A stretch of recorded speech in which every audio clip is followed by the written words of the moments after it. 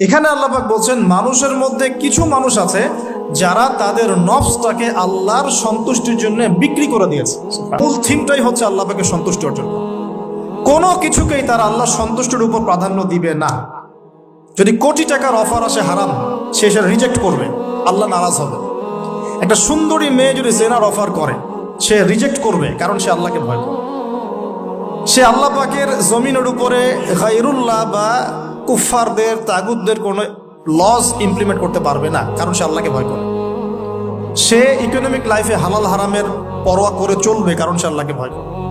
সে তার পরিবারে পর্দা এস্টাবলিশ করবে, বিকজ সে আল্লাহকে ভয় করে। মানে